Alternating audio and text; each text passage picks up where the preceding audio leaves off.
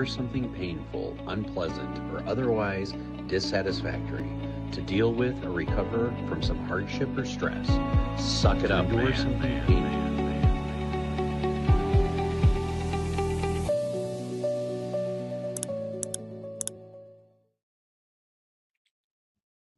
Well, welcome to another episode of Suck It Up Man podcast. And today's been a pretty good day. We got the temperature finally above freezing up here in the Upper Peninsula. So I started seeing things melt in the sun, and I was just like, what? Is that warm weather? We've been in sub-zero temperatures for a while. So pretty excited that fingers crossed. I know the Puxatony Phil said we're going to have 6 more weeks of winter, but I certainly hope not. How's your day going today, Wayne?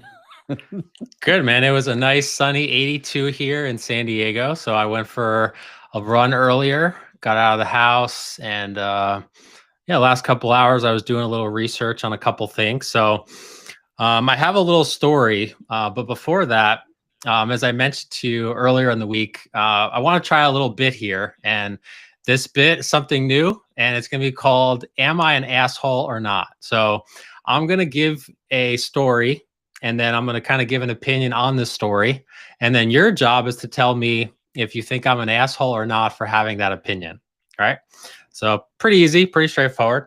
So one of my goals this year, New Year's resolutions, was to go on at least one hike per month, right? So we had talked about that, I think, like 2 or 3 weeks ago.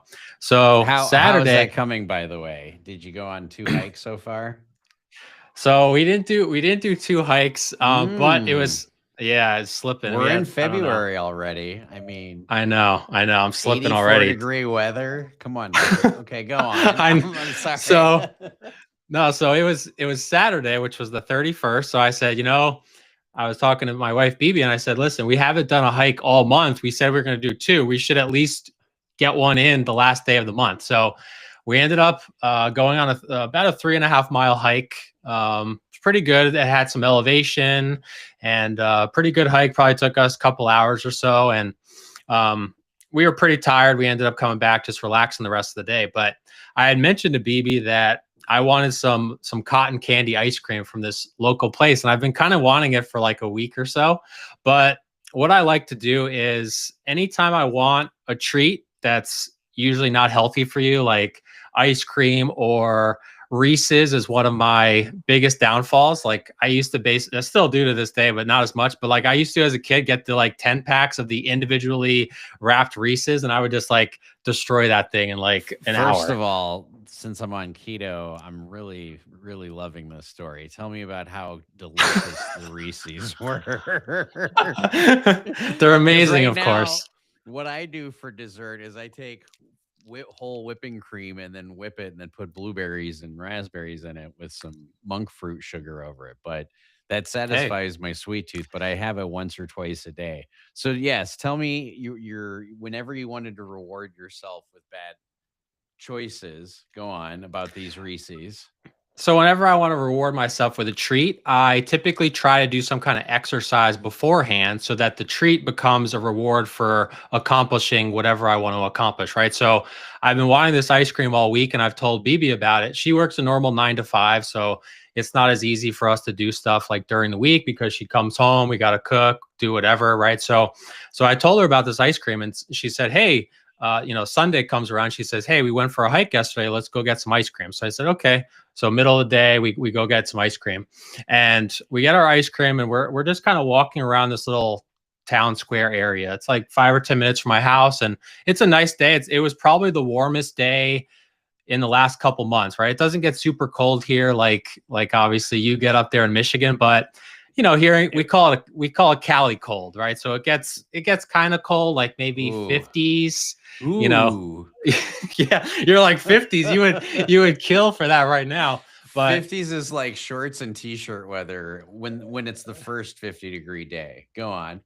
Yeah, I mean, people here, they're so used to 70s and 80s all the time that like 50s, they're like bundled up. You'd think they were living in Alaska or something. So, anyway, so Sunday was probably the warmest day it had been in a couple months. So there's a lot of people out at this little town square. There's a bunch of like restaurants and shops and stuff. So we're getting our ice cream and just kind of walking around. And I noticed there's a lot of kids with bikes out. And at first I noticed this group of kids, they're kind of coming down this hill. California is very hilly. There's a lot of mountains. So, it's pretty common. You go a 5-minute drive, you're kind of like going up a hill, down a hill. It's just pretty common. So these kids are coming down a hill and I don't see any of them pedaling. It's probably like 4 or 5 kids. And I just say, okay, they're probably just, it's gravity basically doing the work, right? Because you're going down a hill, that's how it works.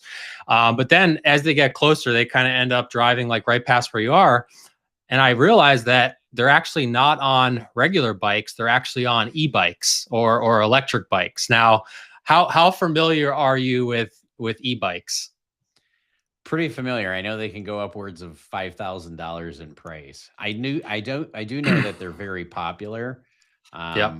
I don't know. I've never been on one, but I know some couples who have, and they love them. They say it's Okay. mainly for going around and whatnot. Yeah.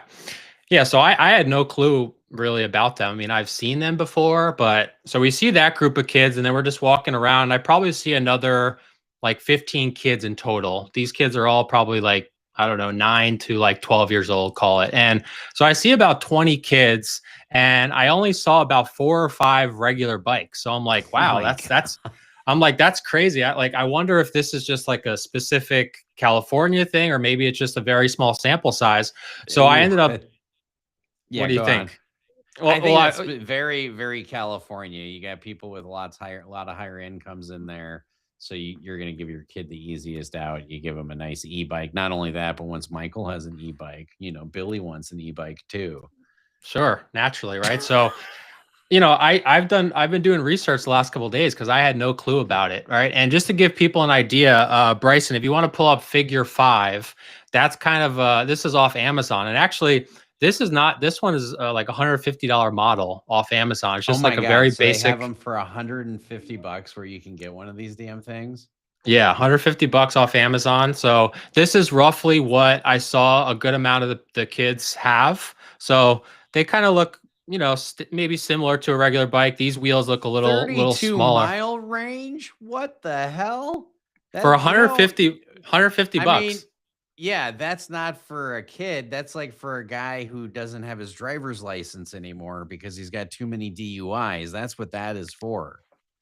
That's what I thought too. But, and then I wanted to do research to figure out like, okay, is this just something that I've seen or is this is this a trend, right? So, Bryson, if you want to pull up figure 1, this is the global bike sales in the Yeah, last, I first think of it's all, like, I'm probably going to order one of those damn bikes now.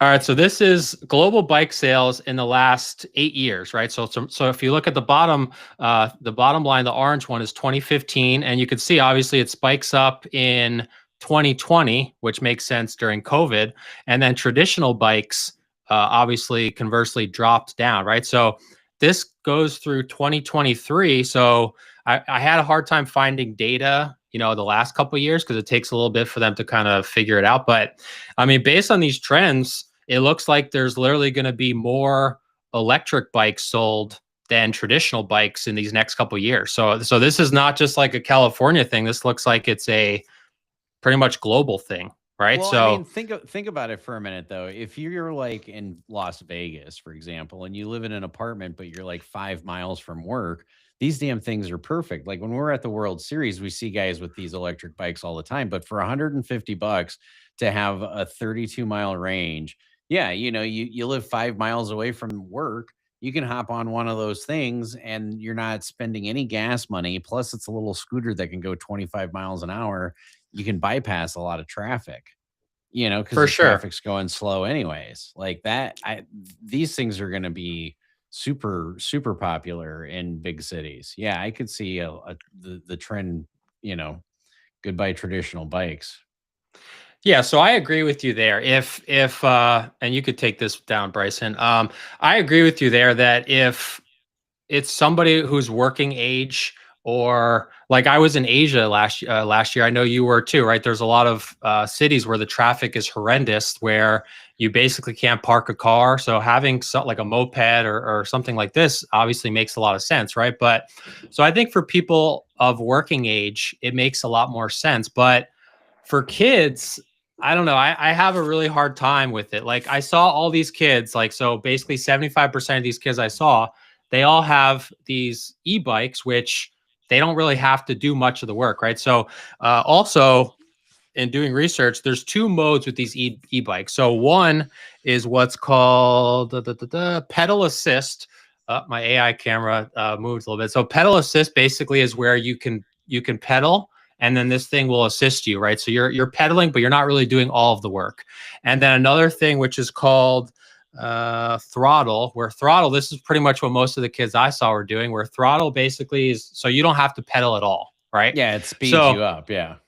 it speeds you up. So that's what these kids were doing. They were going down a hill, but they had throttle on. So they don't actually have to pedal, and they're going to get from point A to point B. Right. So I don't know. Maybe I'm just old and like I didn't have these obviously as a kid. I've never been on one of these. Like I've seen them around, but I don't really like a kid like healthy, semi-healthy kids 9 to 12 years old getting one of these e-bikes, and not just for the health reasons, but I'll get into health reasons. So Bryson, if you want to pull up figure 3. So this is pretty much if you ride a bike 5 times a week, a traditional pedal bike, versus if you drive or if you ride a e-bike. This is kind of the caloric burn of between the two, right? So you burn a little bit over 1,200 calories on a pedal bike, traditional pedal bike that you, me, and a lot of people grew up with.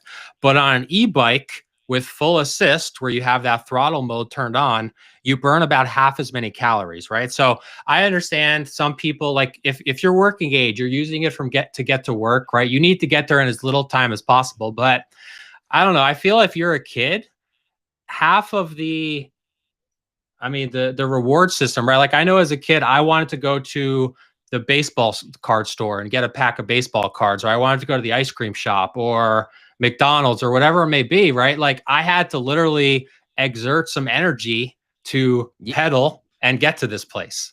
Now I'm starting to understand the Reese's stories even a little bit more, because then you would Okay. pedal in order to get to the ice cream or pedal in order to get the candy bar. Yeah. You were a young So kid. Yeah, but I see what you're saying here. The trade-off here is that there's going to be a lot of fat kids, and their obesity is something that is very concerning in the United States. But I think that also falls a little bit on, I don't know, a little bit on the parents. Yeah, because I don't think an e-bike is healthy for children now that I'm looking at this, but this is also new information to me. So yeah, and that's where I'm getting at, right? So we'll talk about the health side. I'm going to go into another figure here, which is figure 2. You just mentioned child obesity, which is obviously a big thing. So this is childhood obesity rates in the United States. Now, just to give everyone context, if you have a BMI of 30 or higher, you are classified as obese, right? So BMI calculator is pretty much you enter your height and your weight, and there's maybe a couple other factors, and that determines. There's some other, usually like you can have an at-home BMI test where like it kind of will take your information and stuff, but that's how this thing is determined. So if you have 30 or higher BMI, you are obese. Now, obviously, you see it's pretty much steadily climbed up for the last bunch of years, right? And I think there's a saying that I've heard many times used by Colin Cowherd. I know you're not a big sports fan, but he's probably like top 3 in the sports world now. And he has a saying, it goes,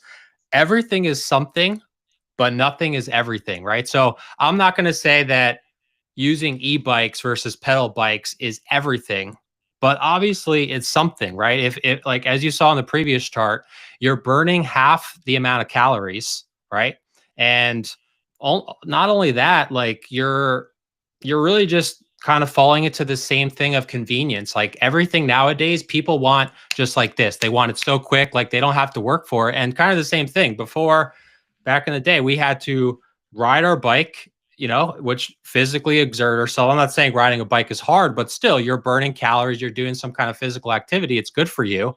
Now you don't even need to do that. You can just turn on the throttle and boom, you're off, good to go. yeah, I see. I mean, you've got a valid point, but yeah. So your question is are you an asshole for pointing this out? Well, am I an asshole for basically, I didn't want to come off like I'm just making fun of like little fat kids here, but, kind of makes me sound like Ben Stiller's character in Heavyweights. I don't know if you remember the 90s movie. It's basically a movie where Ben Stiller plays a camp counselor at this fat camp. And, he's kind of like, putting these kids through hell. So I didn't want to come off like I'm basically just making fun of fat kids, but I'm saying like, not even the health concerns alone, but it just goes into the same thing. Like, oh, you don't want to work for anything, right? So like it's the same thing. We've talked about AI girlfriends that are coming out. Like maybe it's hard for you to go out to a bar or a social environment and approach women and get a number and face rejection. So it's you take the easy way out and you say, I'll just get an AI girlfriend, or I'll just pay $9.99 for some chicks OnlyFans or something, right? Yeah, that's the way the whole generation is going. That's in that age category is they're just getting softer and softer. We've talked about that. How Gen Zs are, I don't want to say fucked, but the majority of them right now are screwed because, yeah, they're getting more convenience for everything. And even just think about that for like long-term psyche when a kid doesn't have to work in order to go get the ice cream at the ice cream truck. You know what I'm saying? Where they're like, oh, I just had to take the e-bike. It wasn't like, come on, Billy, let's go. So yeah, at long term, I think what it does is it just makes you spoiled. And that's going to be really bad because it makes you spoiled and it makes you soft. And what's that saying again? Soft times create hard men create soft times or easy times, and it's a never ending cycle. So yeah, we're just in that time where right now we're just going to have a lot of soft men and it's going to create some challenging difficulties ahead. But yeah, that's where our podcast steps in, talking about, hey, suck it up, man. Like, sometimes shit happens. You just got to deal with it. That's the big thing.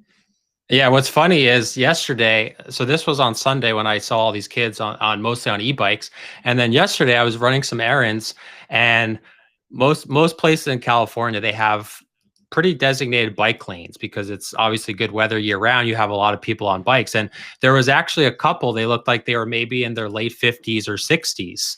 And they were on regular bikes and they had like their full like bike suit on and like helmets, and you could tell these people were like dedicated bikers. So it's funny that you would think it's the exact opposite. You would think that the kids, the 9 and 12-year-olds, you would think they're on traditional pedal bikes, right? Because they're younger, supposed to be healthier. And you'd figure like, hey, a grandma and grandpa over here, they'd be on the e-bike because they got a bad hip and weak ankles, right? But it was actually the exact opposite. I've seen more older people on traditional bikes, right? Because they grew up with that, like you and me. Like they grew up with traditional bikes, and now they're obviously doing it to kind of maintain good health. But kids, they say, it's an e-bike. Like screw it.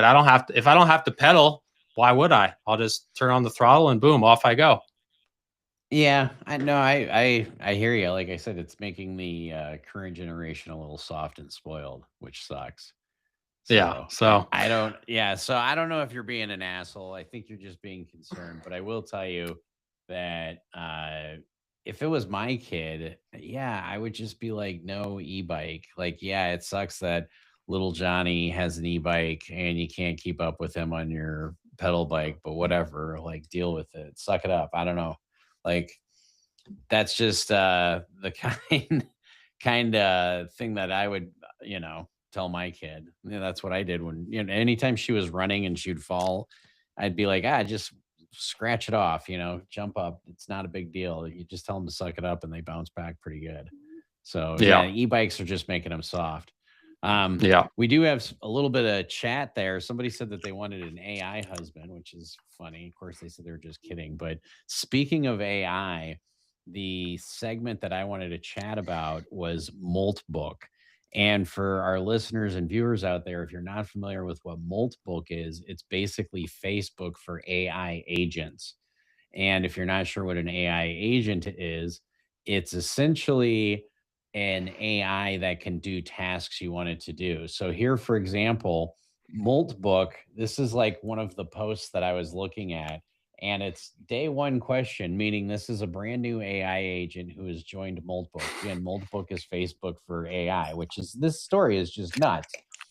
how do you decide what not to do? So this is, I'm not trying to like necessarily make fun of the AI, but obviously because you're AI, you can just do so many things at the same time.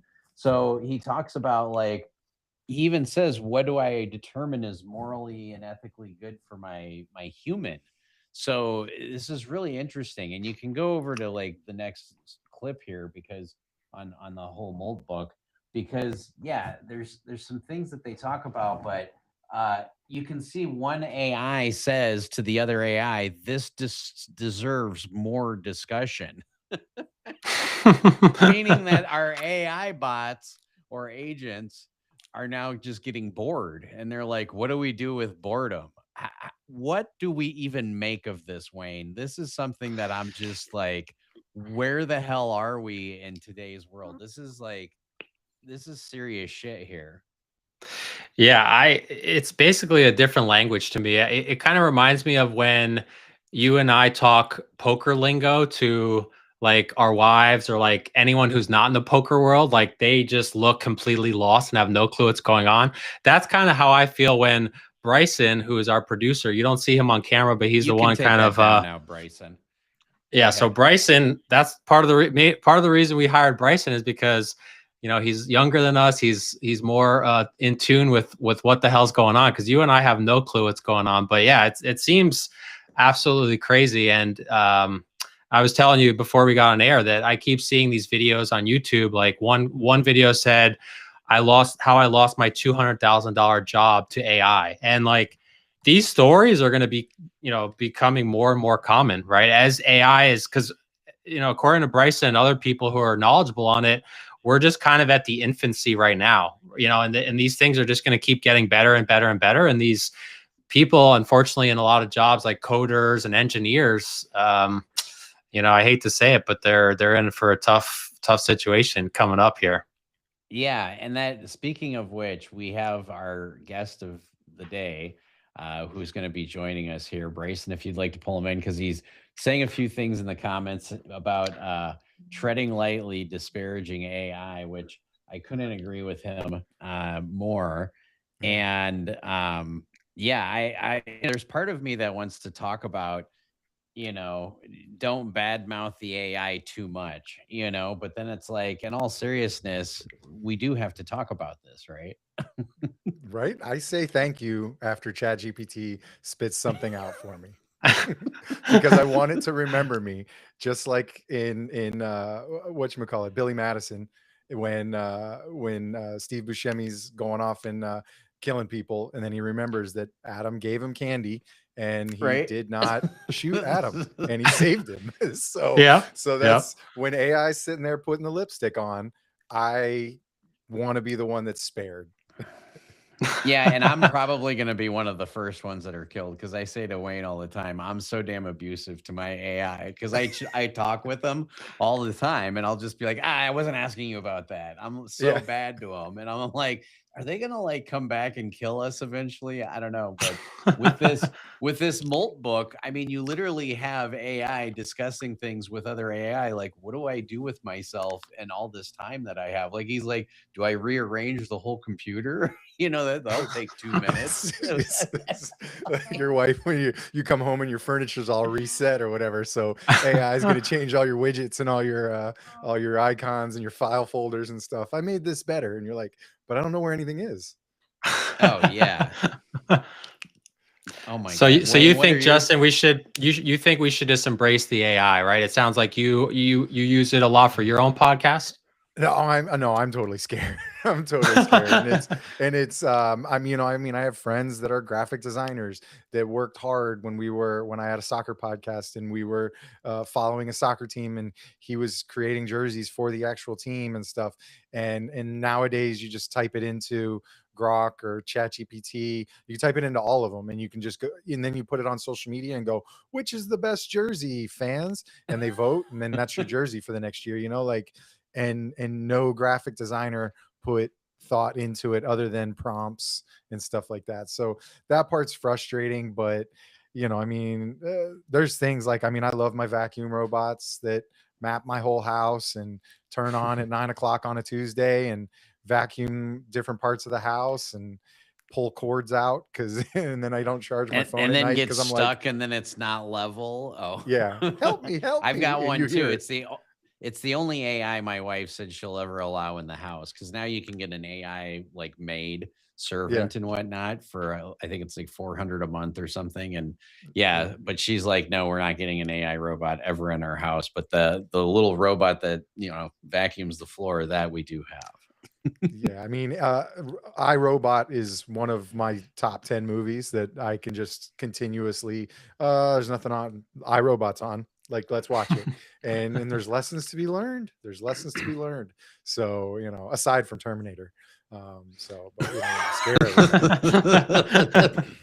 I mean, but they're both extreme, and I think they're both pretty realistic in today's world. Like when we talked about this before, how AI and AGI it will advance 300% of the technology the minute it's discovered from day one to year one, where traditionally our technology only increases by 3% per year. So 300%.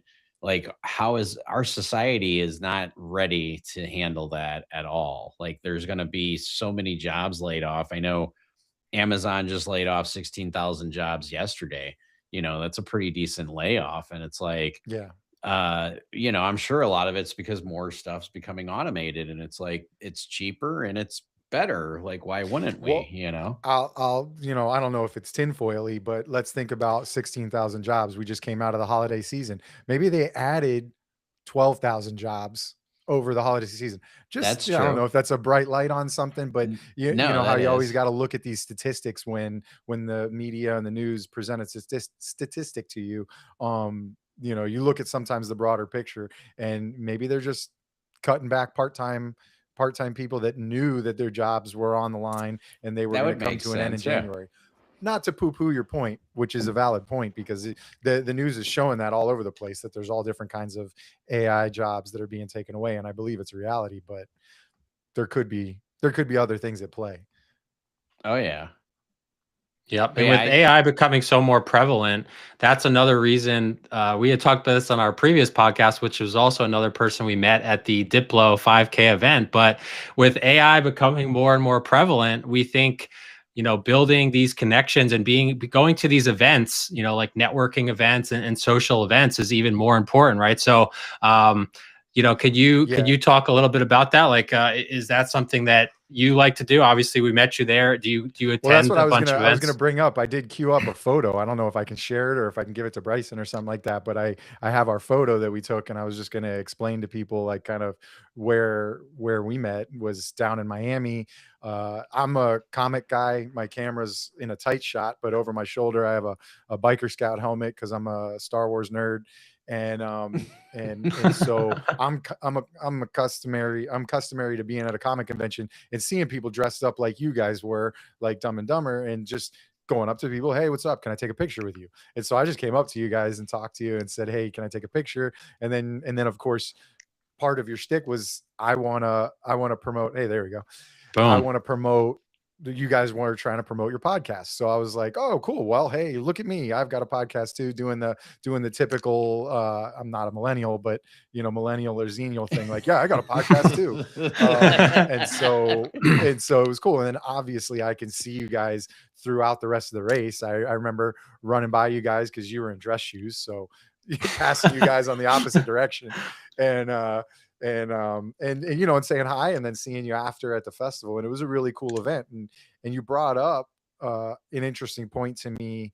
I think it was you guys brought up an interesting point when we were talking before the race, was that kind of Diplo's doing this because society is choosing less to like drink and go to clubs and nightclubs and and even festivals sometime in general, that if he can combine it with a bit of health and another type of event, so you're getting like multi-tiered events going on. And I think it's a great idea, and I think you're introducing like running or fitness to maybe a crowd that didn't think about it.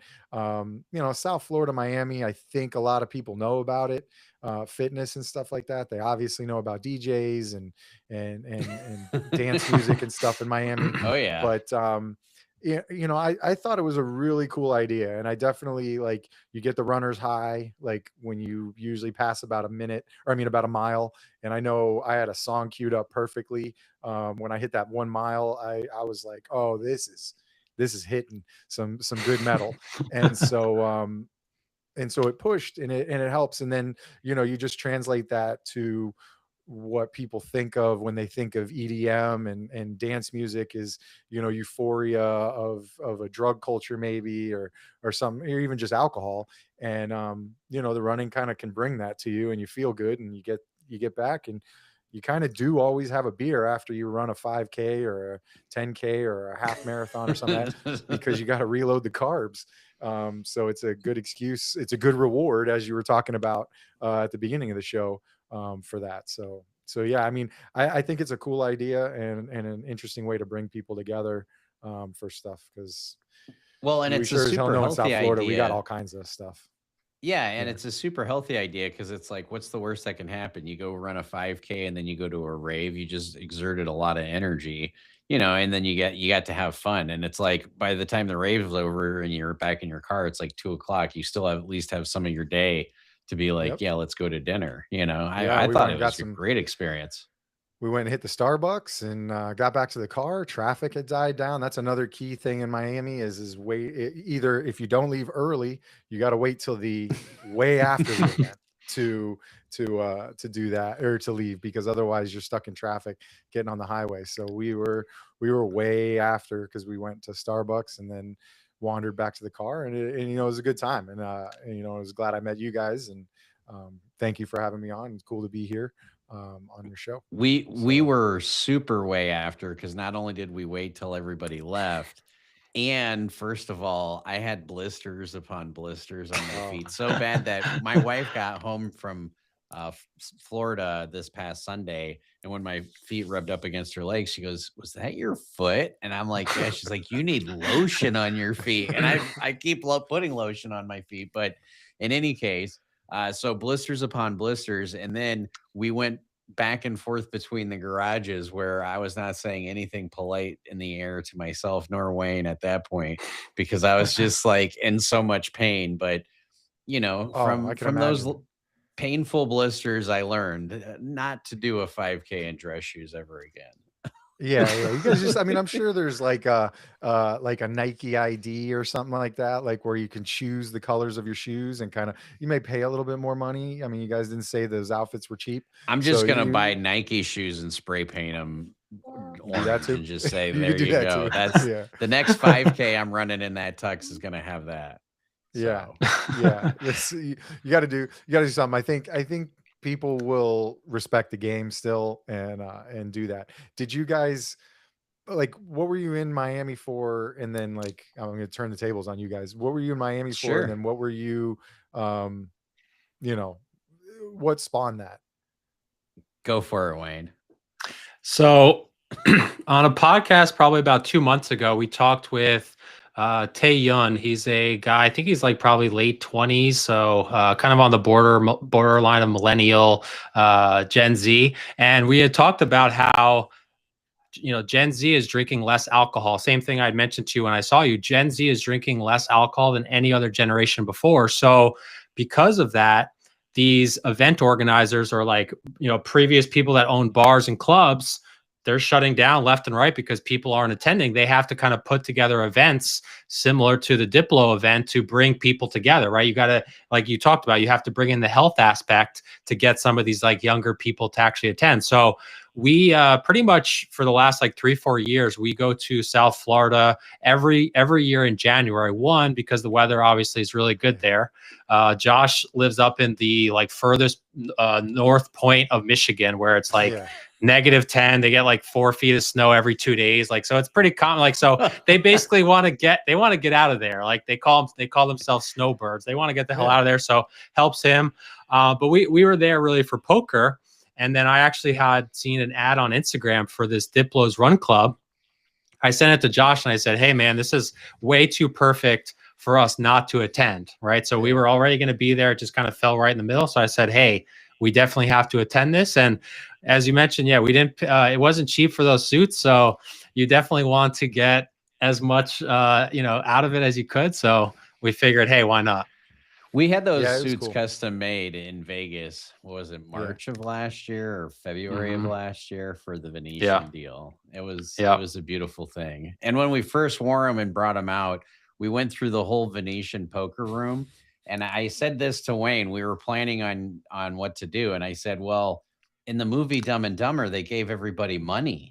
And Wayne goes, yeah. And I said, we need to give everybody money. And he goes, so are we going to give everybody $5 a piece? I said, do we look cheap? And he goes, no. And I go, we're giving out $25 chips. So we go down to the cage in the poker room, and he goes, how much do you think we need? I said, we'll start with 1,000 each, right? And I don't know, I think we ended up giving up like 600 each. But basically, we went up to every single employee in the entire room, and I would hand them one, and then Wayne would hand them one.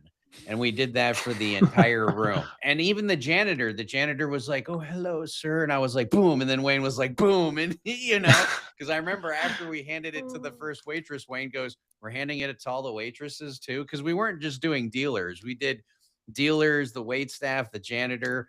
Matter of fact, the first person who received the $50 was the lady who was giving us the $1,000 in green to each of us, and we both handed right her one.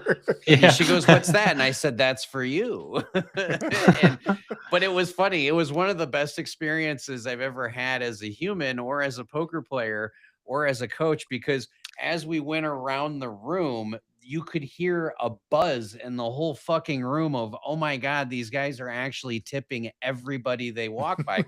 Because we would walk by the poker table and the dealer's dealing, and we'd throw them a 25 and say, that's for you. And they're like, what? I mean, dealers start hearing what they're like. So when we made the turn around, all the dealers were like dealing, and they're like looking at us. It was such a wonderful feeling. It was the best, whatever we gave away. I think it was 1,200 total, or I can't remember. It could have been 1,000 each. I really didn't give a shit, but that was probably my best experience so far as a poker player, was tipping everybody in the fucking Venetian poker room $25 a head.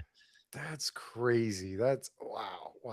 Yeah. Okay. I mean, I've never really been in a poker room, like a real poker room. We've got one at the Hard Rock, but I'm thinking probably before the guitar was built down here in South Florida. So okay, it's the like older poker room. But yeah, I've never had the confidence to play there. I've always been just a house game with other cops and like, sure, other guys from work and stuff, taking all their money for sure. Well, we know from the movie Rounders, cops are the softest players in the world. No, probably, dude. We were playing in my buddy's. He's like it was like a small, like tight 0 lot line neighborhood, and sure. He had a back patio like uncovered, but he had the poker table out there. So we're out there, and I mean, everybody's probably got $300-400 on them cash just to play. And so this car drove by a couple times, and we're all cops. And so one of the guys that did undercover narcotics, he looked around, he's like, anybody have their pistola? And we were all like, yeah, like in case we're about to get ripped, like from this Civic that just drove by, 3 or 4 times. And this was pre-Amazon and Uber and stuff like that, driving around all over the place. So it's like either somebody, and that was a gated neighborhood, so we were just like, we were ready to get ripped, but it never happened. But yeah, that was a fun story that night. I think that night I probably had some of my best winnings. But yeah, we had drunken rebuys, all kinds of stuff. Like we had a house. There was a house cup for the guy's house, and he'd consistently dump it out and go, all right, I'm back, because he kept going broke so many times. Yeah, he kept going out, and he was having the most fun, right? Of course. Oh, totally, because he just fixed himself another drink. He'd go out, and then he'd go fix another drink, and then come back. So, I do kind of miss those lower stakes house games where everybody's just having a ball, But yeah, but now Wayne and I, we go into a poker room, and that's what we do for a living. That's our day job for the most part. So that's awesome. Yeah, I mean, my favorite was when we'd play sometimes with those narcotics guys, and so they're all like, big liars and they're tough guys that, and so one of them had worked for the DEA and was in Colombia for a while. And, so, I mean, he's like the highest stakes lying and all that stuff. And I, Sure. and I just sent him down. Like, he's just looking at me, and I didn't have nothing. I don't remember what my hand was, but I know I didn't have nothing, but I really had like bottom pair of anything that we were playing Hold'em. I could have been beat 100 times. And I just worked him on my bets and my face and my confidence. And then of course everybody else is talking shit. So it like feeds into him, and he's getting cocky, but then he kind of knows that he's probably bluffing, and he ends up folding. And I was like, when I was done, it was one of those, holy shit. You just like run away, and you're like, I didn't, And here, I don't think you could have been betting with the best hand for all you know. I mean, I it's probably could have been. possible. Yeah. And like I said, I don't even remember what I had, and I don't remember if we flipped. It was one of But those the things best where part is you remember it, where you're like, this is a perfect poker memory. I like it. yeah, that was my favorite. Wayne, what is your of fun. favorite poker memory? Probably the streams, even though I got absolutely barbecued in them. So as Josh was saying, so we bought these suits for a live stream. So the Venetian Poker Room in Vegas, they had opened a brand new poker room, and we had approached them about working together. And they actually had a streaming studio in the back of the poker room. So there's a couple other really popular streams. The most popular is probably in LA. It's called Hustler Casino Live. So they have like live streams every day. So we were on a couple live streams with them, and I don't know, I think I lost like $20,000 like between these two live streams, which is a lot of money, obviously, but it was still like a really cool experience. And it was one of those moments where there were just so many people that messaged us like, oh, hey, Wayne, like I saw you on the stream. Like, most people were like, oh man, I saw you got absolutely destroyed. But they were all saying, hey, like, that's really cool. You guys were on a live stream. Like, you guys have made it, like, good job. Like, cause when you start a YouTube or you start any kind of podcast, I'm sure you got this too. Yeah. There's always people that are like, Justin, like, what are you doing with your life? Like, you were a cop for this many years, and now you're going to freaking start a podcast. So with poker, you probably get like 10 times more than that, right? Because it's obviously not a normal job. Like, most jobs, you make your hourly wage, you work your 8 hours, and you know what you're going to make after taxes. Poker, you can obviously show up, work all day, think you played well, and come back with less money, right? So you get criticisms left and right. And, there was just so many people that messaged me and were like, hey man, like, good job. Like, that's really cool. You're on the stream. So that, and then the story Josh said was really cool too, where, I was at first a little hesitant, like, cause I'm already playing in like a super big game. Like, this is a big game for my bankroll, where everyone's sitting with like $2,000 or $3,000, and I lost like 10K in each of them. So you could tell it's a big game. So I was a little hesitant to like, oh, we're just going to like toss out like, $600 to $1,000. Like, I was a little like, but going along with the theme of the movie, obviously they do it in the movie, as Josh said. So I was like, okay, fine. Yeah. So you just go home to your wives and you've got a bank full of IOUs, and you're just like, hold on. That's as good as cash. Yeah, that's as good as cash.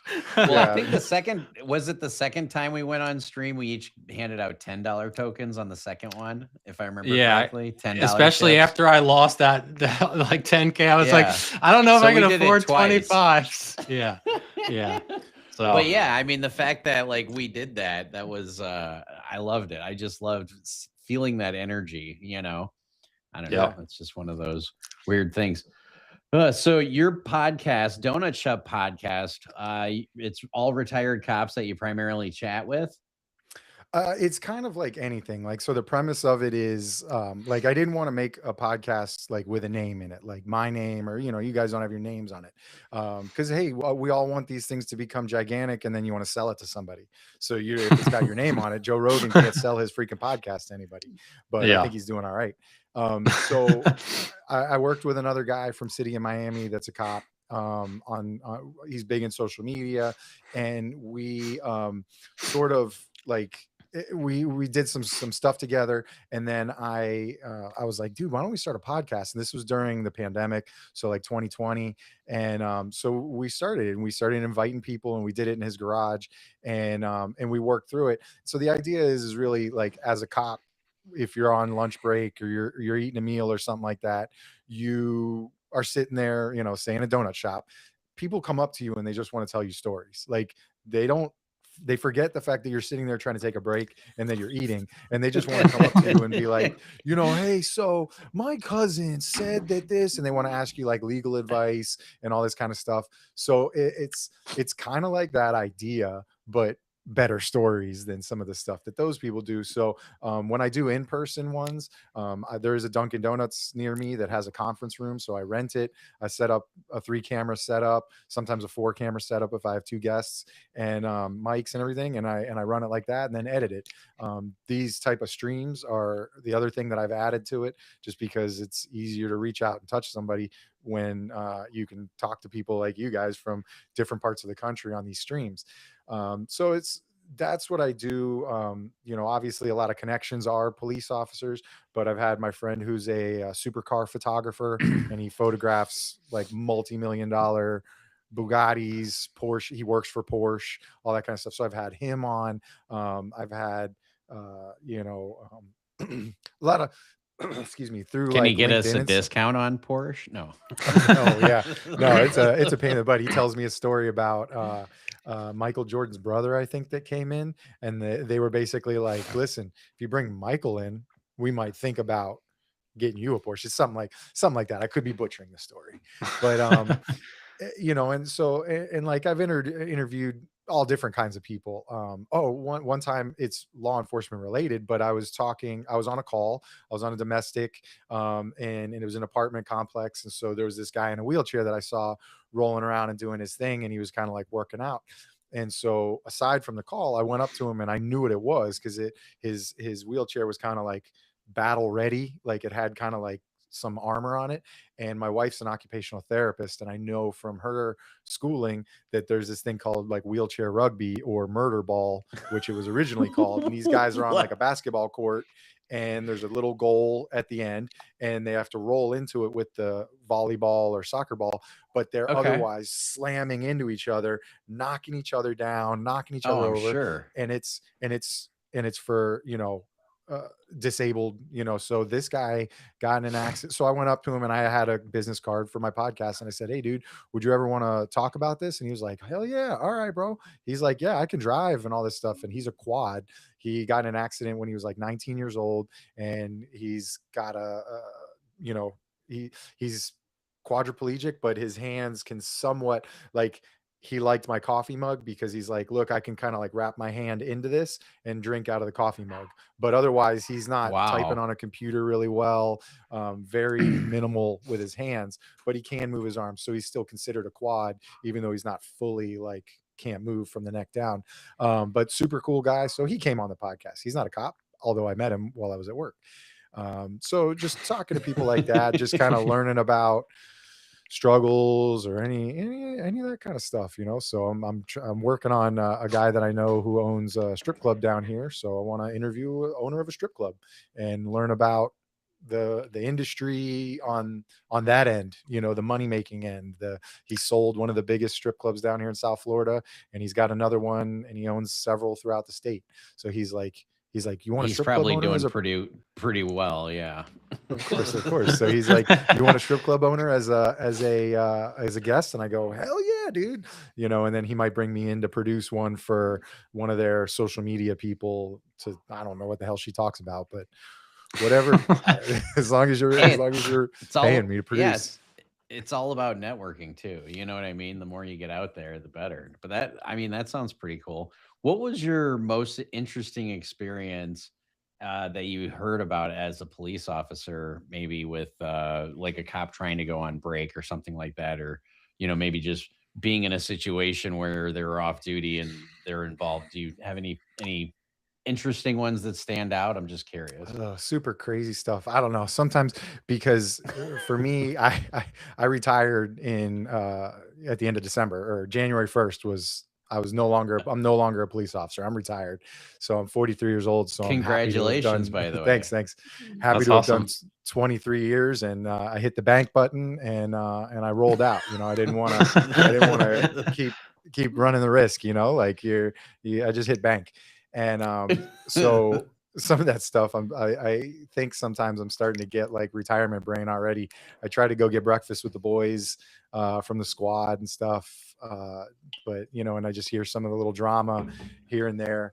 But I worked a lot of different stuff throughout my time. I did like 5 years on the road on midnights at the beginning, because that's just what you do. And then I went into the schools, and I worked elementary school and then a high school for a while. So I did like 6 years doing that. And then I went into the public information. Which is what kind of rolled me into this talking on a microphone thing.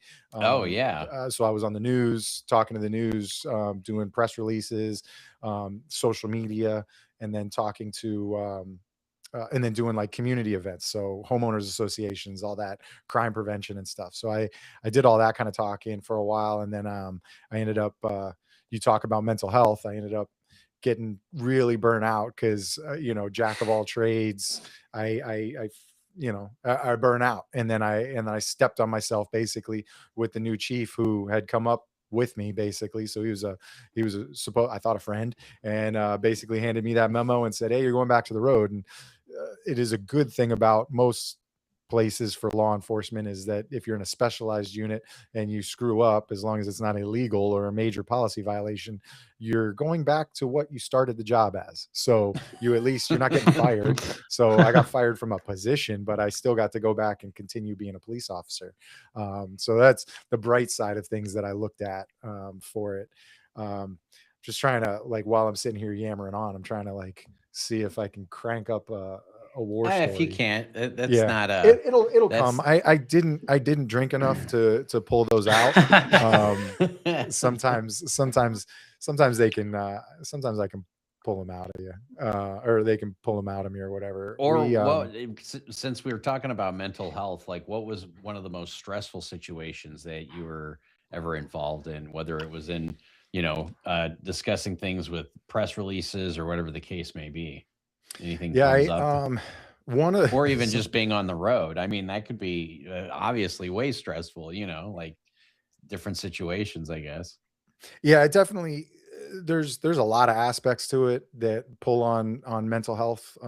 Like for me, like I'm a perfectionist when it comes to when I worked inside as a public information and as social media and stuff. So that was really important to me.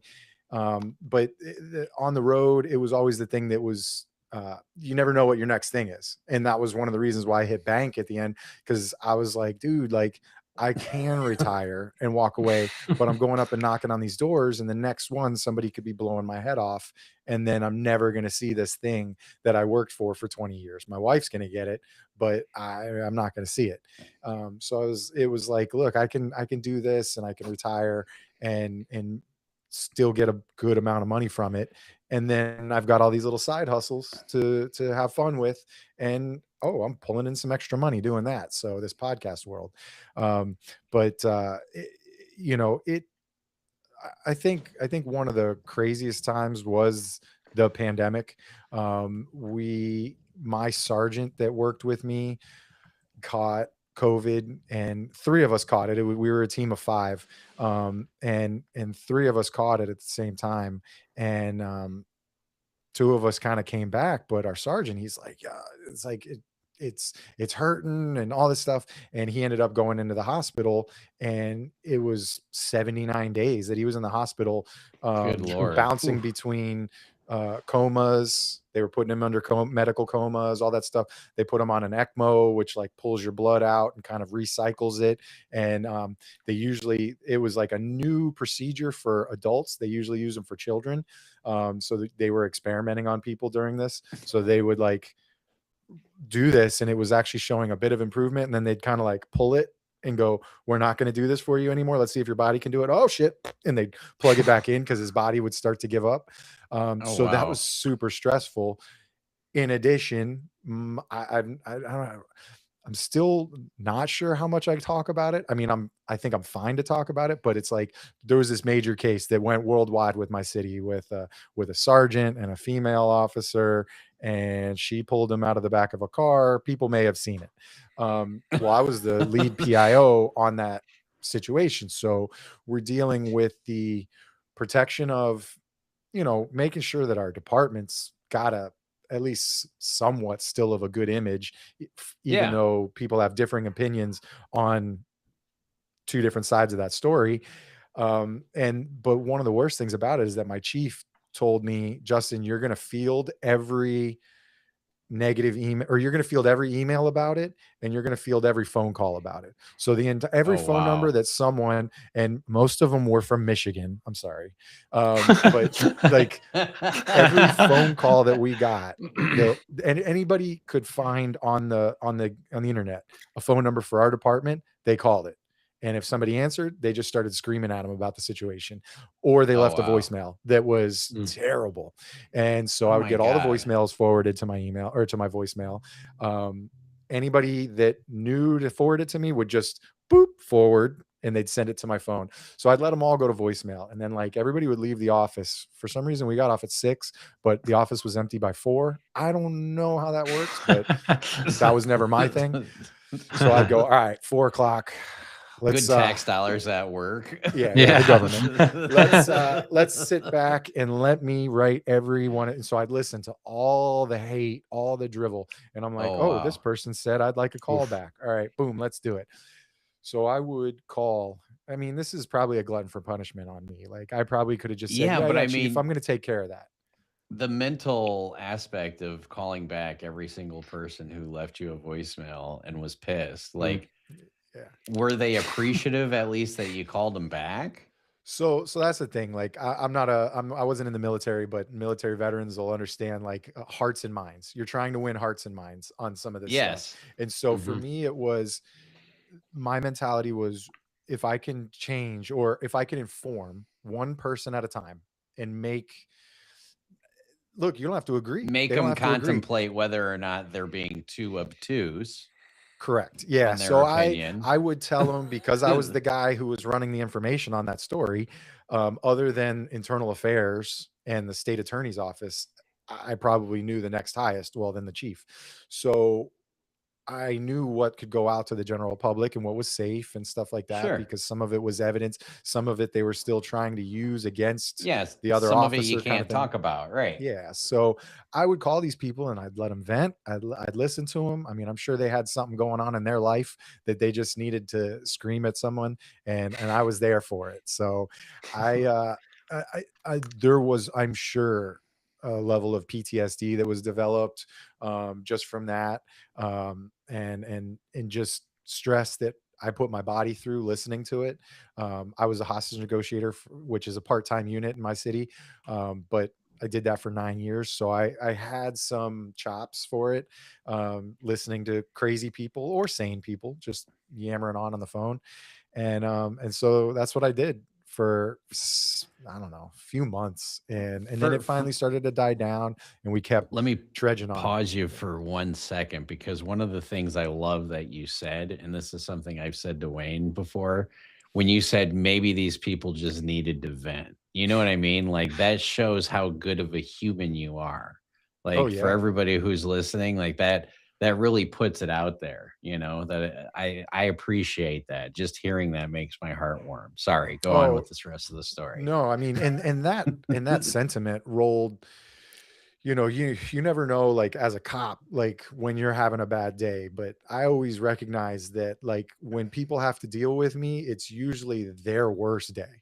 It may be a Yeah. medium day for me because I've seen some shit, but like when they've got to deal with me, for the most part, it's the worst thing that's going to happen to them in a long time. And so that I found that for the longest, when you've got even mentally ill people that are just going off on you, if you just sit there and uh Oh yeah. no way, wow, and you just find words, and then I just start, sometimes I'd have fun with them, like, Jesus did what? he did what? Hold on, I'm taking notes. Yeah, like once in a while, and then you just kind of keep them going, and then sometimes after a while they just go, okay, bye, and they just like walk away from you. Whereas like other cops would end up on the news, maybe, body cam footage because this person was causing a disturbance. And, there's so many times that I dealt with everybody else. I'd be like talking to them, and then like other people would be like, get him out of here. And I'm like, listen, man, go about your day. Have a good day. Bye.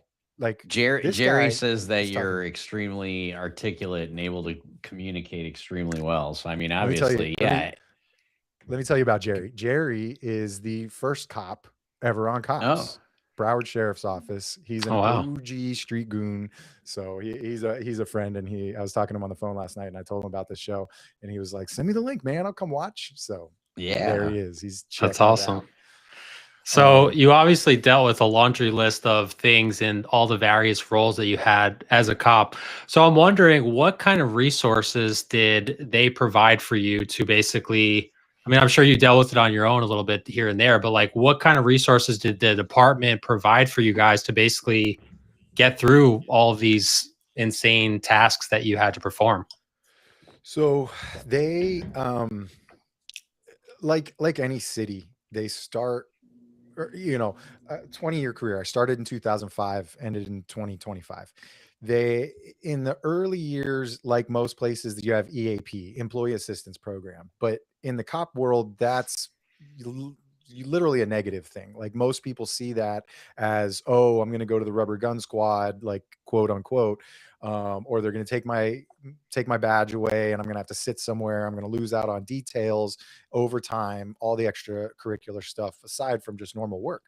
So that was a thing. And maybe 2012 or 2013. I apologize, Cindy.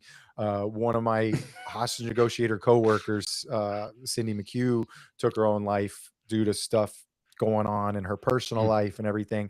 She, so they offered us like a critical debrief, which they pull everybody in and they kind of talk to you, and they're like, hey, and they kind of work through it, but it's just, it's not acute. It's not authentic. It's not genuine enough. It's not deep enough. A lot of times it doesn't feel like that. And so that was probably like, I mean, not trauma. That was probably one of the most saddest things that I've dealt with, because she was a hostage negotiator with me. So it was one of those like, oh my God, like we talk to people that go through this, and you were doing it, you were battling it yourself. So so it was bad. And so we dealt with that. And so within the last, I think 5 years, a lot of agencies have started going to peer support. So they'll bring in chaplains, a lot of times actual certified, real therapists that are competent to what we see.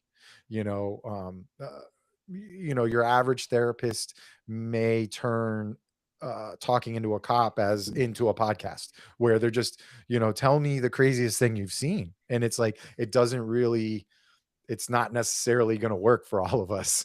So they call them, I guess, like clinically competent to law enforcement, military, first responder type. They deal roles specifically with veterans, and they've heard some PTSD stuff, or they're a vet themselves. And so they started doing that, and they started training officers across our department, like different squads and stuff. So you had sort of a peer support person that's in the area if something goes on, and so you can talk to them. But again, why would you want to talk to? Right. Yeah. I was going to say it might make sense if you had like the major crimes unit could talk to a different unit, you know what I mean? And then like the narcotics unit could talk to the murder unit or homicide unit, pardon me, or whatever the case may be. Cause then you're not dealing necessarily like with a direct supervisor or anything like that, Yeah. And the idea of that is that it's supposed to be confidential. Like when you're talking about it, I mean, obviously I think if anybody says like, yeah, man, So I held my gun and I flossed my teeth with it last night. I think they're gonna probably try to help you even hardcore by Baker acting you or dealing with getting you to the hospital.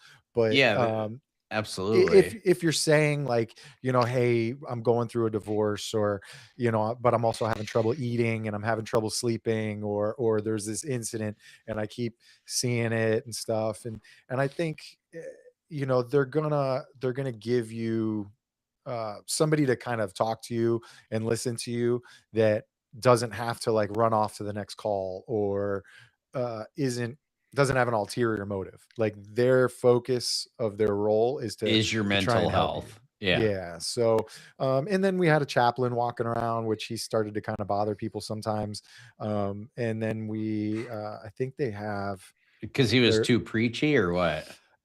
he was too like wanting to kind of be in everybody's business, you know, Oh like, yeah. you know, like he Like kind of wanted to like sit on our briefings and everybody's kind of like, what's this guy doing here? You know, like, so like some agencies, like they've got a chill, cool chaplain, like that's hip, but ours wasn't necessarily hip. And so a lot of people kind of got the creepy vibes from him. So, you know, so there came a time where they were fair like, enough. Yeah. listen, you're not allowed to come into briefings anymore, and stop pulling up on calls like randomly. Like we'd see his car, excuse me, we'd see his car pull up and it's like, yo, why is he here? Like, this is not a critical incident. Oh You know, so he wow. was kind of just like cop following and like wanted to do ride-alongs and stuff. But super nice guy. I've known him for years with the community stuff, but you know, he's just trying to bond with everybody and kind of get to know the officers and that kind of thing too. So you can't fault him for that. Yeah. But it really, it definitely is something where there's all kinds of stuff. And Jerry kind of brought up in the chat, he said PTSD is kind of a new thing for cops and for first responders in general. The claim of PTSD, because you think military, but you never know when that thing is gonna like lodge in your head and Oh yeah. do something. No, I've had a firearm pulled on myself on two separate occasions, and I've had to Mhm. pull my firearm on two separate occasions when I was allowed to carry a firearm. I'm no longer, but I and yeah, I remember having sleepless nights when I got robbed at a poker game. Yeah. At a high stakes poker game that the rapper Nelly used to go to. He wasn't there, but yeah, I remember having there for probably 2 or 3 years, man. I'd wake up in the middle of the night with fucking night sweats. It was an Yeah. experience, you know, like, and you would go, "Oh," and you'd think about the guy holding the gun to your head saying, you know, "Do you want to die tonight?" You know, and it's like, I was literally just one little shaky hand away, Yeah. you know. But yeah, there's PTSD. I could definitely see that as a cop, and I don't think that's frowned upon. It's good that Yeah. they're doing more things about it. Like they have people who are specifically designated to your mental health without any other outside influences. So I'm sure as that comes along, because being a police officer is one of the most stressful jobs out there, it'll be years before we see, you know, complete and total progress. But I mean, it's better than what they were doing 10, 15 years ago, right? Yeah, I've always taken it important for me, never to, because like I remember getting in the job when I was young and 23, and people are like, "Oh, it's going to change you, and it's going to change you," and yeah, it probably has changed me, but I'm not the film noir dark detective grizzled guy, you know, that you picture, you know, that kind of thing. Like that's not me. But what I've always done is I've always maintained like hobbies that are completely uninvolved, and advice for the law enforcement officers out there, and advice for anybody, you know, don't just like, I don't just stick to one friend group. My retirement party was kind of crazy because it's like you had cops on one side of the pool or on a corner of the pool, you had my Star Wars costume club, like that all are also like drink like a lot. Who were you dressed up as in your I was Star dressed up Wars? as a Who do you really normally- surprised guy. Like it was a surprise party and I had no clue. Okay. Terrible Oh, cop, no. because this had been going on for like over a month and I knew nothing. I didn't have inklings about it. I didn't think it was going to happen. I didn't know it was going to happen. And I didn't know until I turned that corner and I was So like, you had "Holy you had your Star Wars group and your cop group. Was there a third group? Yeah, I had high school friends because I've got a group of guys that we still like talk to each other from high school. So Nice. that group's there. Then like my parents were there, and so there's friends of theirs that have known me since I was a kid. Oh So yeah. it was just this like mix of people. But to that point, like my wife knows that I'm a chameleon. Like I can go bounce to these guys, bounce to those guys. I can pull it in from all different directions, and I and a lot of Maybe times you it's should not the consider top stuff. poker now besides podcast. Maybe you should play Okay. poker a little bit better, because one of the things I tell people all the time with poker is the biggest difference between a pro and a rec being a recreational player, is pros can make adjustments like that. And I bet you with your personality and your experience, I bet you you'd make a really good poker player. That's my guess. It's just that money thing that I'm scared of. that's the biggest apprehension is the fear of losing money, or the fear See, of it's not money, they're chips, and they're Yeah, just that's true. weapons of destruction. They become money when you go cash them out. If you look at it any other way, you're right. You're already gonna lose. Because I remember somebody asked me, one of my students asked me about, if I recognize that it's $400 to this guy and it means a lot to him, how should I play him? Like, act like you're gonna make all of his money go in the pot every single time you can, Yeah. because he's gonna play like it's $400. I don't know. That's Yeah. No, I mean, I get what Yeah. you're saying. I mean, basically no mercy. Just that's just a mental thing though. But going back to the mental health, once you yeah. overcome that fear of I'm gonna lose it, you start to play, I don't know, a little bit better. You play more appropriately, where you can lose a big pot and just go ha ha ha ha, or you can win a big one and go ha ha ha ha. It's the same response. I can kind of compare that a little bit to I got into kind of during the pandemic, like the everyday carry, the knives, the Yeah. little things. Like there's guys that made like poker chips, but they were like metal chips, and they were called high techs. And the first time that my friends like they created this group chat for it, and the idea was is they were kind of like, because the cool thing about it is if you win it on a drop, where kind of like sneakers, if you win it on a drop, you get it at the table price. But then Yeah. you go and you flip it for table price was like $85. You go and you sell it to somebody for 200. So it was a gambling sort of addiction where it's like, yo, if we can win this lottery on his Facebook page and I get one of these, I'm up $120 basically, right away. And then I can roll it into another one, and then I'm up, and then I'm up, and I'm up. So I remember like my first weekend that I'm sitting there texting with these guys. I'm like, bro, are you serious? $85? That's ridiculous. And then eventually I'm buying ones for $600 because of the material that's in them and all this kind of stuff. And the same thing with knives. Like I got a knife up here, and it's I hope my wife doesn't watch. This knife's was $900. Oh my god. Wow. Super nice knife. Yeah. Made by a really cool maker out of Iowa, or actually Colorado. But I also don't cut Amazon packages open with it and stuff, and it's kind of a collectible Well, yeah. piece. But to your point, a $250 game, you start to work into it, and then it's like now a $500 game, $1,000, and then you're playing high limit in no time, and it's all just chips. So I get Yep. it. I get what you're saying. Thanks, you've coached me into it. You're like, I'm already over it telling now. you, I have an addictive personality for a lot of this stuff. So that's the other thing that I get scared about.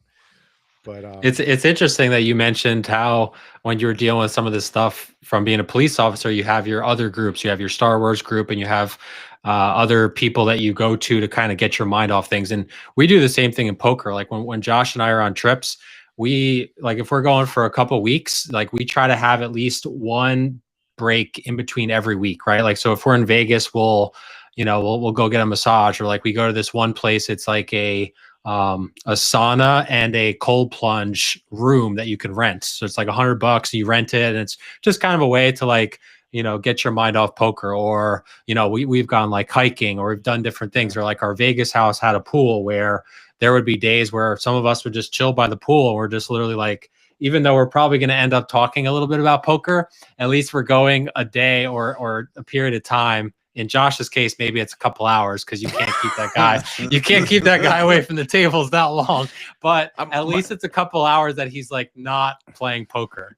So my worst poker cash game, well, it wasn't my worst cash game, because I lost $8,000 in about an hour playing Parliament Omaha at the Venetian after, I don't know how the hell it just kept going in any case. But the worst one I felt last summer, and that happened last summer too, was on my day off. I'll never forget. It was a Wednesday, and I go down to play the 5,100 mix game limit. So, you buy in for like $2,500, and somebody's reserving a seat for a player, and I'm not happy about it. And I'm just in a really piss poor mood. And like other players can tell, and these are regular players. And I was so happy because the guy to my right, who is one of the nicest guys in the world, he said to me, "Are you okay?" And it dawned on me, holy shit, I'm being an asshole. And the seat that they were holding for wasn't Eli Elezra. It was Eli Elezra's wife, who Eli Elezra has won a few bracelets, super famous poker player.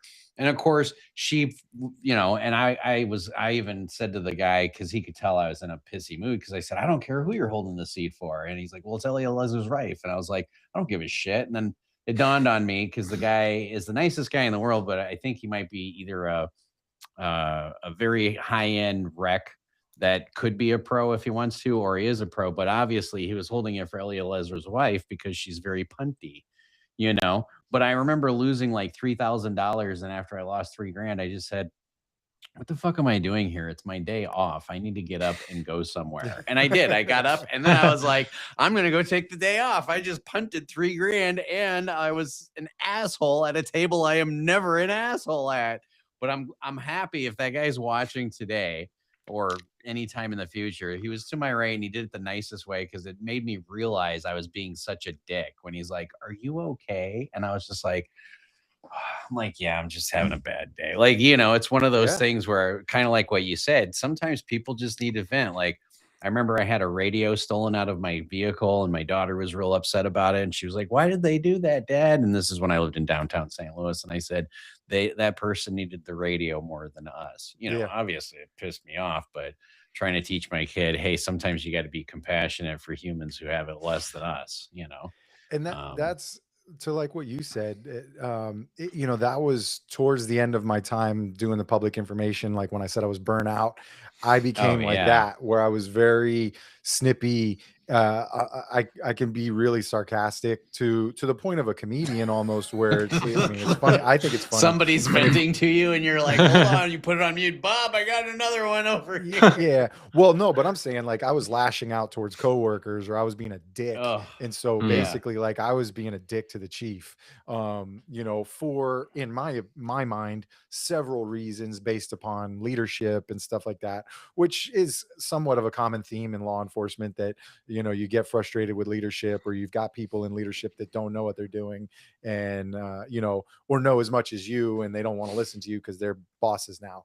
And so that's where I said I kind of stepped on myself, and that's what I did, because I was being snarky. But in hindsight, what I kind of needed was someone close to me just to go, "Hey, dude," like that guy, be nice about something and be like, "Yo, let's go for a walk, bro. Like, what is going on with you? Why are you such a fucking dick?" Like, you can go out in public and you're the nicest. Like, I was the nicest guy, but then bipolar, inside the building, it was like a cesspool for me. So it was like that trigger. And so that was kind of the problem. So yeah, okay, maybe I just needed to get my ass kicked out of there. But I mean, I feel like if I had kind of gotten a better reset in that position, I probably could have continued to excel and do a great job. But that's a reminder. Man, when one door closes, a window opens, you know what I mean? Or a bigger door opens. So well, but you know what I'm saying? Like, I think things happen for a reason, so it's something that you might be like, but it's like, I mean, it's going to work out better in the long run, Bro, for sure. And you're retired now, so yeah, yeah. So that happened. Obviously, I'm a wreck from that because I felt like I was on cloud nine and then I got knocked off. So, and then that same like month, the guy who I used to do Donut Shop podcast with, we hadn't talked in a little while because I know he was always busy. So I shot him a message and I was like, hey, bro, because we used to do kind of like batches of episodes and then we'd kind of release them slowly. So I text him. I'm like, hey, man, I got a bunch of people, a bunch of leads in Instagram that want to come on the show. Like, let's set up a meeting. And then I want to talk a little bit of business too. And he's like, oh, man, I thought you blocked me. And he sent me a screenshot, and we both have Apple. He sent me a green bubbled screenshot that he had sent me like a week before, telling me like how he was leaving the show, he'd started a new app, and all this stuff. He dumped his life savings into it. Now, granted, fast forward to today, I'm a salesperson for him, but it's a cop hiring app, and so he basically broke up with me via text. So you had the work breakup, then you had the side gig off work breakup. So I was like a wreck. It was terrible. Oh yeah, you're like, no one wants me right now. Exactly. So you're like, honey, you're not going to leave me too, right? Yeah, dude, I ask myself that every day about her. I don't know how she still stays with me, but it's so it was a crazy time for me, and I think it was like 2023 or something like that, and it was crazy. But like you said, one door closes, another one opens. In that text, he said you can have all of Donut Shop podcast, and I was like, oh, all right. Nice. Password change, bank account closed, cash out split. Like, so I took all of it. I was like, all right, this is mine. I'm gonna run with it, and I'm gonna take it over. And it's easier now by myself because I'm on my own schedule. I schedule my own guests.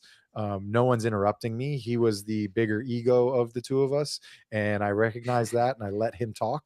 So, but he consistently wanted to interrupt guests to where I would get texts from like fans or people that I like knew me, and they'd be like, bro, this guy's so hard to listen to. He's always cutting off the guests. He won't let them talk, and like that kind of stuff. Like, it's all about him. So now it gets to be all about me because it's my podcast. So, but that's awesome. no, but so it's cool, and it's been good, and I've met some great people. We built like a network for first responders and veterans called Counterculture Inc. And so now we all work together with multiple podcasts under this, kind of trying to create like a Barstool Sports idea, with multi podcasts of varying styles. We got guys that think law enforcement job is dead and it's going nowhere, and too many TikTok cops have ruined it. And then we've got guys that are out there trying to, shake trees, look for drugs, get bad guys off the streets. So we've got the internal struggle where we argue and fight about that kind of stuff. And then, we've got the other silly locker room bullshit and talk. And so it's fun. Another group of people that was at my retirement party. So, a few of them came down from that. So, and those are across the country. So we try to do like live shows. Like, that's the podcast thing to do now, kind of like a comedy show. We do, but like in person, like at a brewery or something. We set up the mics, a table on a stage. We live stream it, but then we've also got people there at the bar. I'm sitting here pointing at stuff, but my hands aren't doing anything on camera. And we do that live. So we've done like Jersey City, Philadelphia twice, Miami once. So stuff like that. We're trying to bounce around. So it's, like I said, I think that's pretty cool. Wayne and I haven't done anything like that where we're live in a bar or anything of that nature. I think that's great. You probably get a little bit more like of the energy that's going around in the room, right? And then you can hear them like chat a little bit about you and stuff. I think for you guys, it might be cool. Like, some of these bars down here used to do poker nights, and they'd have like one or two tables, and you come in and you do small things. Like, if you guys sort of hosted it similar to like a karaoke night or whatever, and you guys were, almost doing what you see on ESPN or, you know, like that kind of stuff. Like, it's all about him. So it's fun. Oh yeah. But it's what's that other one? There's World Series of Poker, obviously, and And then the other Poker one, Go, things like that. Yeah. Poker Stars or something like that. Some of those Yeah. shows. I did a podcast. I used to do a soccer podcast, and the guy Ali Najad, used to do one of the commentating for one of the shows. He's like a comedian. Oh yeah. He came on our podcast because he was doing something for the soccer team as like a host, and he's like we used to do the podcast in a kitchen because the guy was a single guy, and so the podcast, our podcast, just took over the kitchen, and so he's like sitting there with us, and he's like, kitchen studio. He's like, this is a cudio. And so we kind of like, we ran with that forever. And it's like, oh, thank you. Ali Najad came up with the cudio. So that was where we used to do that podcast.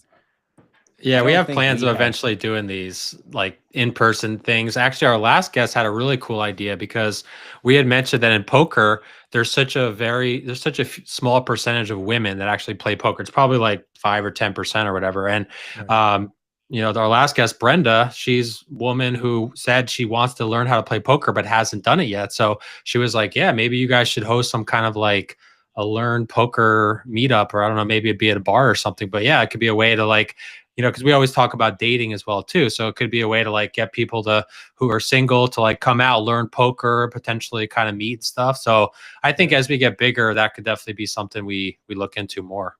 Yeah, I try to remind our guys, like, let's get good at what we're doing first, to where it's like, oh, hey, we can't sustain this. We're working so, this is like running so easy. We need another step. I'm like, before we take these steps, let's take our time and make sure we're really good at the one thing we do. So, I get that too. But they're fun. It's cool ways to kind of, for us, we kind of get the word out. We obviously know somebody in that area when we do it, so they invite like all their departments. So like Jersey City was cool because you had some NYPD cops coming in there, you had Jersey City cops, you had people just coming in the brewery. I think it was during March Madness. No, it was the beginning of April last year, so it was like right at the end of March Madness.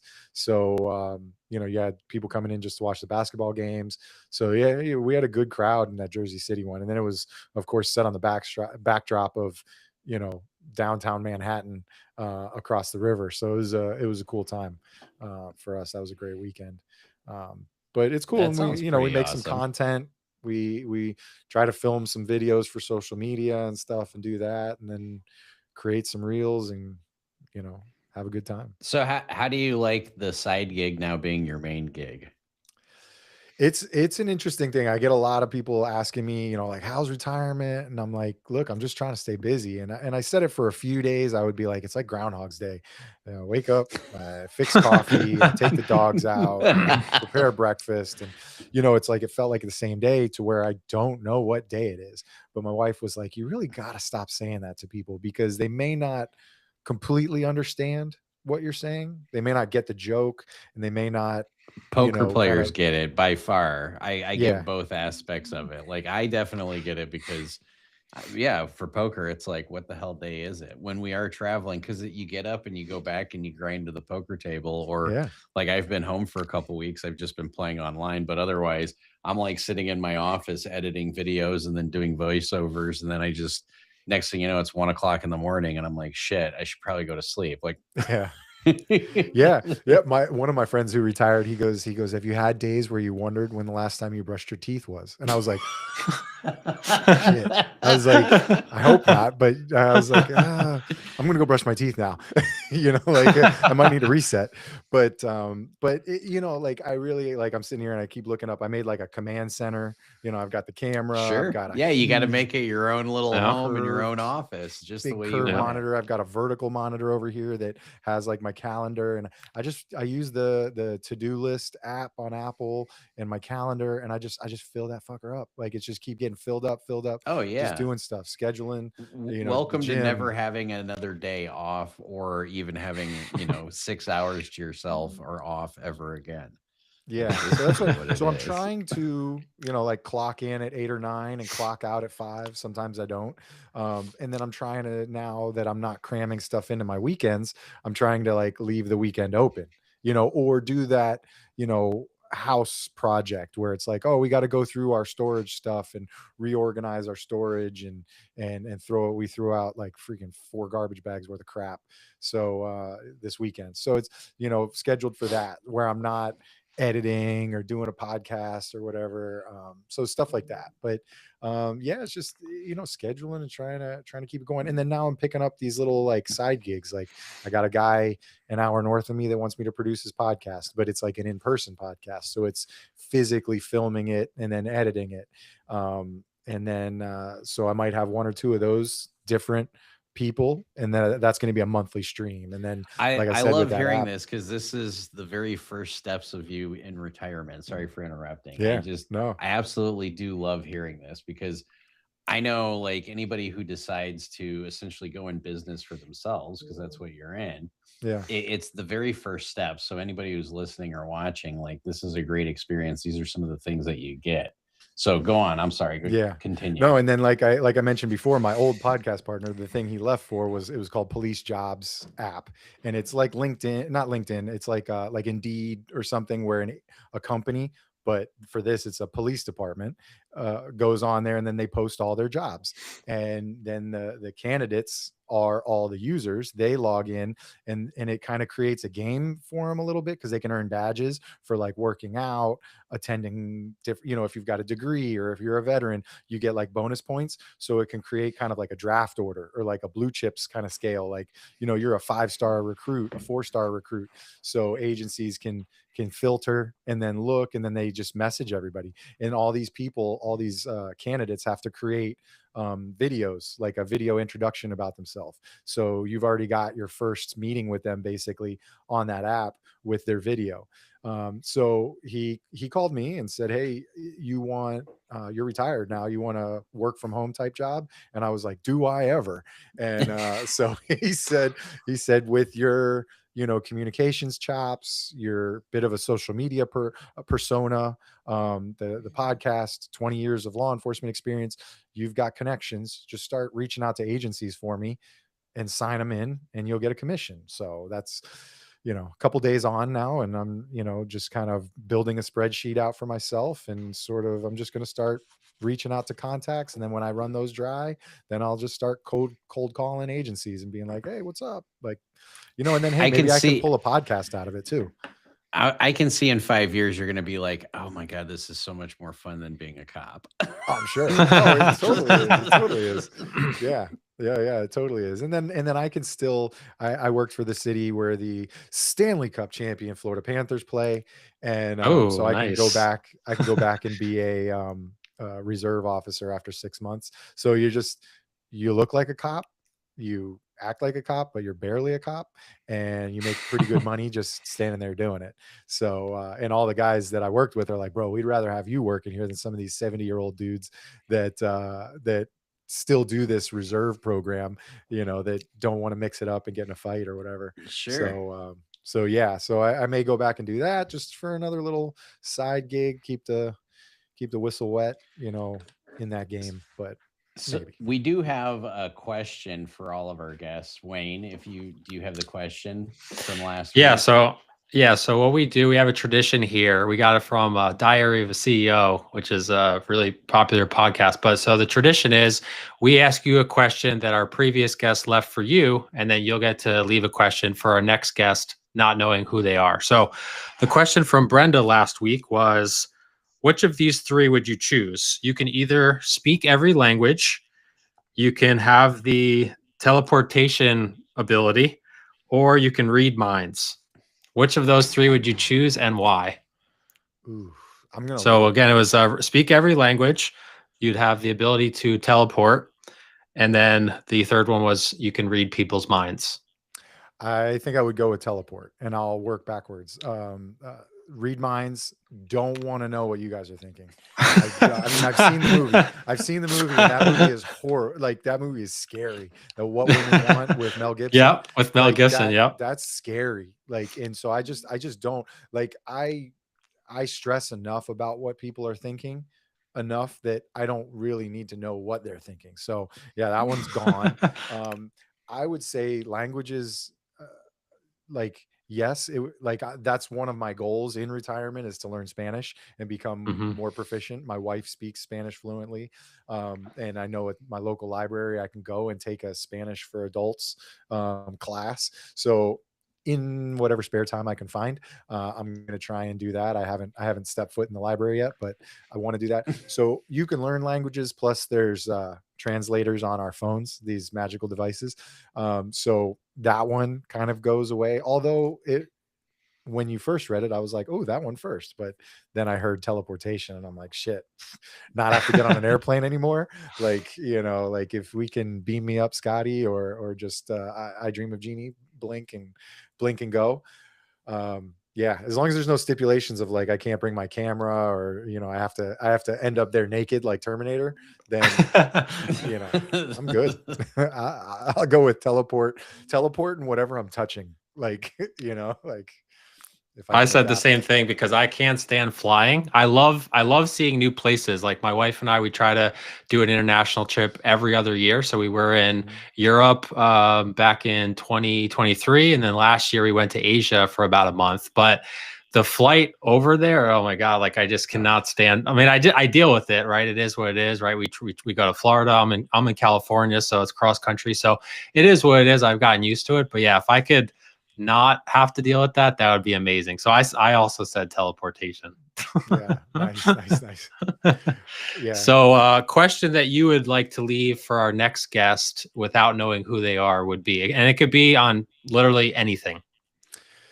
I mean, so like at the end of my shows, if I can remember, I usually try to ask like a question where I say, what's something that you've like done for your whole life, or at least your whole career, if we're talking careers, that is something that you've always done, like the way you've done it. Like you always wear a special top hat at work, or like that kind of thing. So like for me, it was um, uh, in the police academy, like I have a right-handed draw on my gun.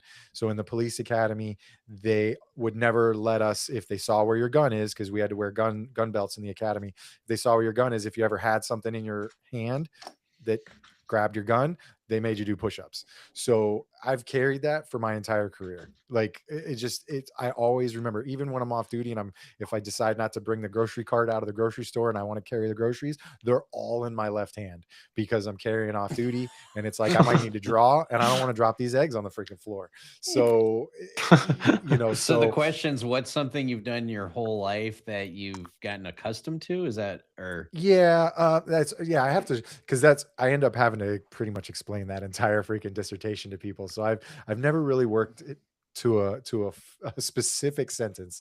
But what's a habit that you've always done throughout your whole life, or just during your career? So okay. like maybe if Got somebody's it. OCD and they have to touch the doorknob twice before they unlock it. So sometimes I've gotten some interesting stuff from people that have gone, okay, oh yeah, I know. So usually I have to tell my story to get them like, oh, that's what you mean. But yeah, I don't know. Is that a good question? I Yeah. love the question. I do. I like it a lot. What would your answer be, Wayne? Because I'm trying to think what my answer would be. So I always have to clip my nails really short because I think I get it from my mother, not to like call her out, but like she'll, without even noticing, it's almost like a nervous habit where we'll just be like watching TV or something, and like she'll literally like take her thumb and like scratch all of her other, fingers. And I guess I got it from her as well. So like now as a result, I have to cut my nails like super, super short. So like I literally clip my nails probably every, I don't know, 2 to 3 days. And like some people will keep like my wife, my wife sometimes will go get mani pedis. She's not like a girly girl. Well, she like goes and does this every week, but like sometimes she's gone like before an event and she's like, hey, you want to come? And I'm like, at first I'm kind of, there's like a stigma. I don't want to be like that guy that's like going to get whatever mani pedi. But like Right. I've actually gotten them and they'll leave like a good amount of the white on your nail still there. And then I actually went right home and like clipped the nails again, literally after I got a manicure. So I guess that's like one of my weird corks is like I cut my nails super short, and that's to prevent me from playing with my, like, basically scratching myself, which I still do, but I don't do it nearly as much if I cut my nails short. Interesting. Yeah. So that's yeah, you could call it like a habit or even a, you know, infatuation or something, or Yeah, like a quirk that you do, you know. yeah. I will say one of my weird quirks is whenever I'm traveling, and last year I traveled 200 days out of the year. Even if I'm on vacation, I decide what time. This is really weird, but I decide what time I want to wake up the next morning. And you can ask Wayne this, and I get up like I don't need an alarm clock. There's been plenty of times where Wayne's like, "Do you need an alarm clock?" And I'm like, "No." And he's like, "But you got to get up at 5:30 in the morning." And I'm like, "No, I'll get up. Don't worry about it." Am I pulling your leg here, Wayne, or am I telling the truth? No, and also besides that, he's what would you say? You're kind of like a 4 or 5 hour of sleep per day guy. Yeah, if it's the first or second day of the trip, it's more like 3. But yeah, 4 to 5 hours if it's like day 5 or day 6 and I'm really tired. Yeah, so I'm like a 7-hour guy. Like I if I don't get 7 hours of sleep, or like close to it, like 6.5, 7, I'm like pretty miserable the next day. But yeah, Josh has this ability where he can just get 3 hours of sleep, and yeah, let's go play a 14-hour session. I'm like, what are you talking about? Like, that sounds miserable to me. So Man. yeah. It wasn't the last time we were in Florida, but the time before that, when I bagged for the tournament, and it was like 2:00 in the morning, and I was dealing with Airbnb issues. And then next thing you know, it was like 5 in the morning by the time I went to bed, because I was like, I'm so wired because I just bagged for the tournament. I'm like, there's no way I'm going to sleep. And I remember the alarm to wake up the next morning in my brain was 8:00 because I wanted to make breakfast for everybody and get there because I think the restart was like at 11. And yeah, it was like, I ended up getting third in that tournament, but typically if I stay up all night before a big tournament, I do better. So that might be coming this summer, Wayne, during the series. All right. Yeah, looking forward to it. Yeah, I don't know how, like, I know my aunt's boyfriend, he plays like some big tournaments and stuff like that. And it's like the massages, like to get like a back massage, like while you're playing and stuff. And you know, you guys do that kind of stuff. Yeah, it's $2 a minute. So I've seen, my favorite is I watched Ryan Honig get a 3-hour or 4-hour massage before at the same tournament. I was just like, wow, like that you're paying $500 for the massage. But if he does well, I mean, I guess it's a good investment. But usually I'll do about an hour or so.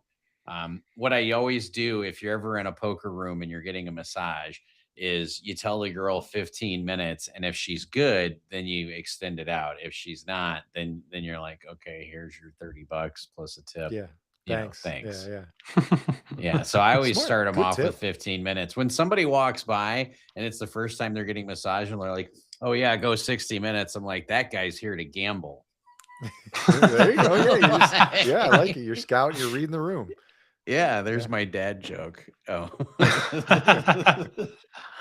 So Justin, is there anything that you wanted to ask us? I know we kind of interviewed you. I mean, I know you asked us a question or two earlier, but anything that you wanted to ask us, now would be the time. Yeah, no, I mean, no, you guys are cool. I don't want, we could probably do this over on my podcast, but yeah, I mean, Sure. it would just be one of those things, and I'm sure you guys have talked about it because it's your podcast, like where you guys linked up, but you've probably kind of gone over, because you guys don't normally, I mean, you don't live near each other, but like, no, yeah, we ran to, into or- each other. Yeah, we ran into each other at the series 4 years ago. And he was the only PLO vlogger out there.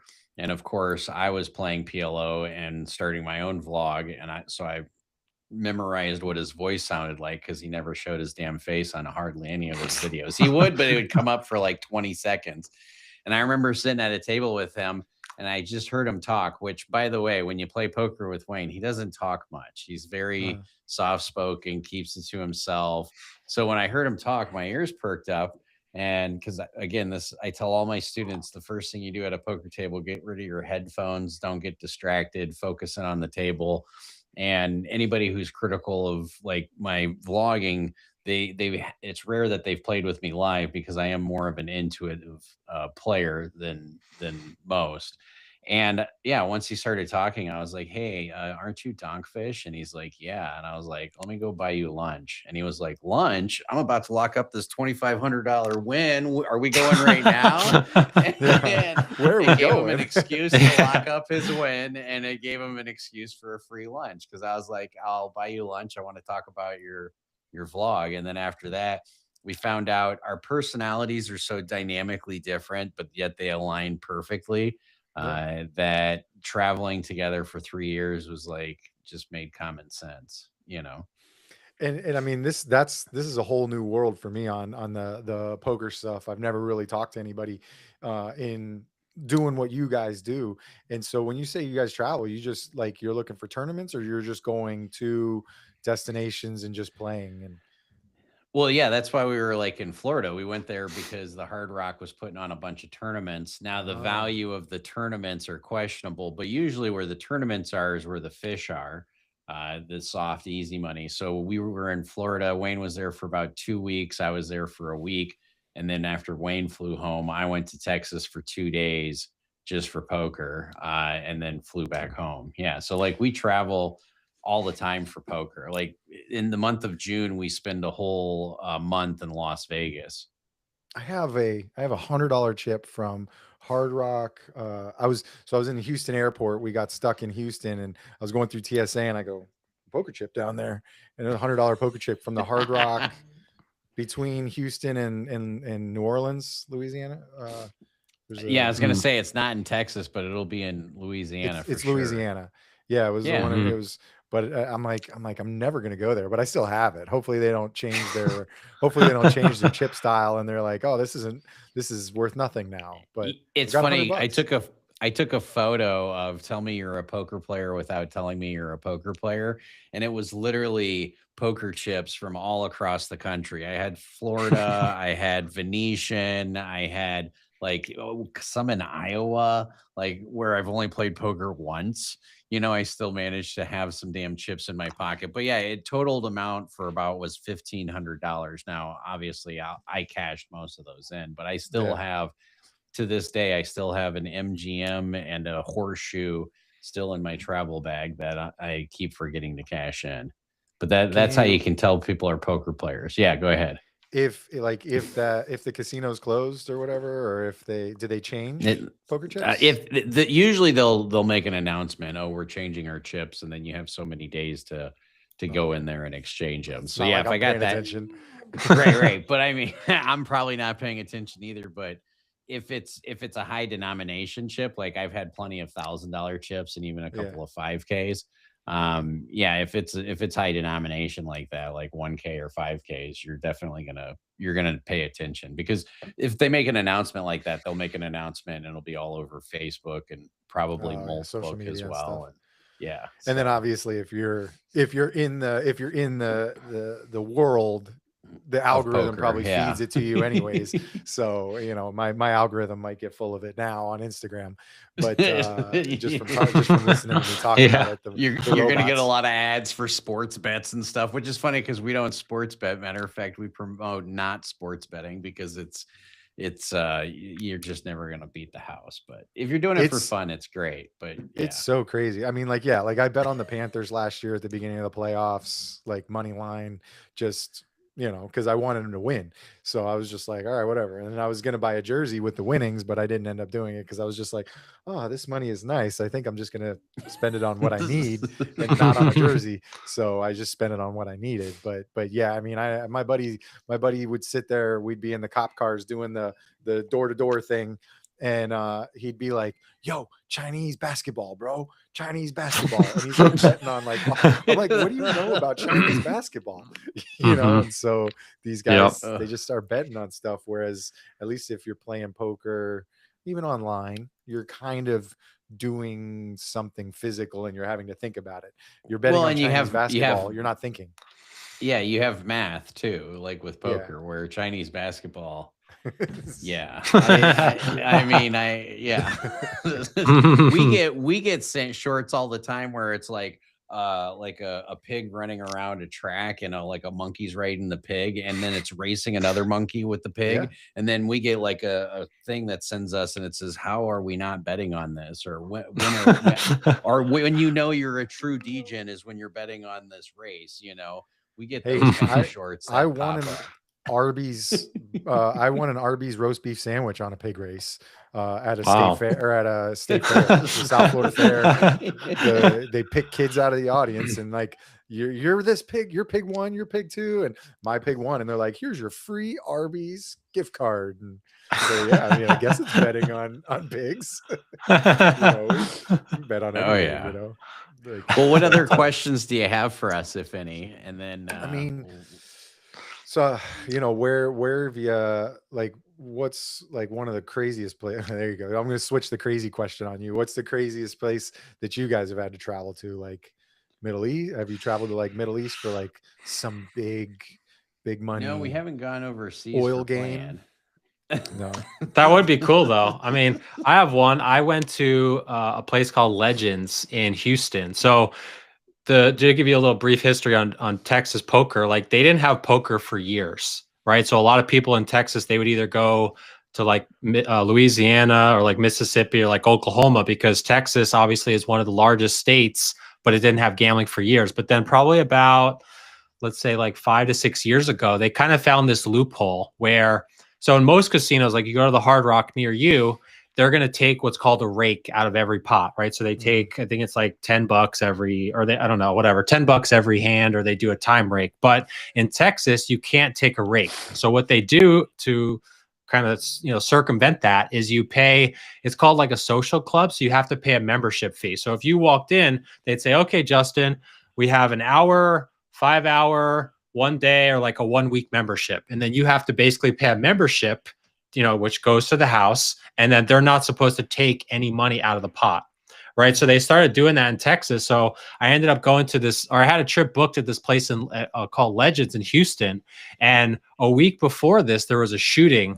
And basically in Houston, it's like one of the largest cities that doesn't have zoning laws. Right. So normally a casino is like a freestanding building like the Hard Rock or places you see in Vegas. But in Texas, they're actually called card rooms. So it'll be like a strip mall with a convenience store, like a laundromat, and then like the poker room, and then there'll be like a restaurant on like the corner. And this is like one shopping center. You're like, what the hell? Like, this was the first time I'd ever seen this. So there was basically a shooting, which they said was probably from a rival gang, because when they shot, they basically just shot like the top of the building. So it became clear they weren't trying to like kill anyone. They were basically just trying to like scare people away. Like, oh, don't play there. You know, there's shootings, right? So I literally went to this place a week later, and they had like some of the bullets like covered up with like tape and stuff. And like, it's a really shady area. So like everyone I talk to, you know, they see me, they can tell I'm not from there. Like, they're like, yeah, don't be walking around this parking lot after dark. So I was like, all right. So I'm usually a day player anyway. Like I'm kind of like an 80-year-old man when I play poker. So like I'm going there for like the 8 o'clock to like 5 o'clock shifts. So it didn't really bother me. But like, yeah, it's one of the shadiest areas probably I've seen a poker room. Wow. I would say one of my most interesting, maybe not places to play, but interesting experiences was in St. Louis. I used to play at a home game. It was Kirk's home game, and it was a 10-20 limit round by round with a half kill.